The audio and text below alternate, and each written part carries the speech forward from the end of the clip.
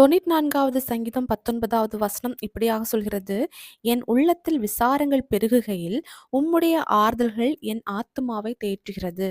நம்முடைய ஆண்டவர் நமக்கு ஆறுதல் செய்றவர். இந்த வசனத்த பார்க்கும்போது விசாரங்கள்ன்னு சொல்லப்பட்டிருக்கு. விசாரங்கள்னா என்னன்னா, நம்மளால கண்ட்ரோல் பண்ண முடியாத அளவுக்குள்ள துக்கம், கவல, பாடு, இன்னும் சில நேரங்கள்ல நம்மளால பிறர்கிட்ட அத சொல்லக்கூட முடியாது. நம்ம எந்த அளவு ஃபீல் பண்றோங்கிறத மத்தவங்களுக்கு சொல்லி எக்ஸ்பிளைன் பண்ண முடியாது.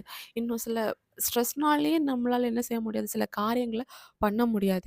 இப்படி ஒரு விசாரங்கள் நம்முடைய வாழ்க்கையில இருக்கும்போது, நம்மளால எப்படி அடுத்த ஒரு காரியத்துக்கு நம்ம ஈடுபட முடியாது இல்லையா?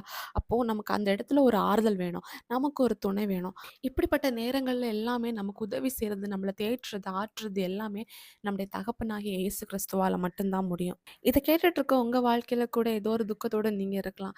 ஏதோ ஒரு கவலைய நீங்க சுமந்துக்கிட்டே இருக்கலாம். அழுதுட்டே இருக்கலாம். நீங்க யார் சமூகத்துல போய் அழணும் அப்டின்னா, ஆண்டவருடைய சமூகத்துல போய் அப்பான்னு சொல்லி கத்தி அழுங்க.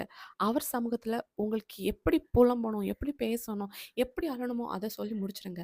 அவ்வளோதான். ஆண்டவர் உங்கள தேற்றுவாரு, ஆற்றுவாரு. நீங்க அத உங்களால ஃபீல் பண்ண முடியும். எத்தன பேர் இன்னைக்கு உயிரோட இருக்கிறாங்க தெரியுமா? ஆண்டவருடைய ஆறுதல்னால.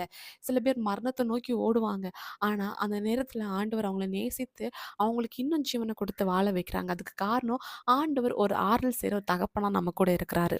ஏசப்பா நம்மள ஆற்றுறத எப்படி நம்மளால ஃபீல் பண்ண முடியும் அப்படின்னா, வேதாகமத்தின் மூலம் பேசுவாரு, பாடல்கள் மூலம் பேசுவாரு.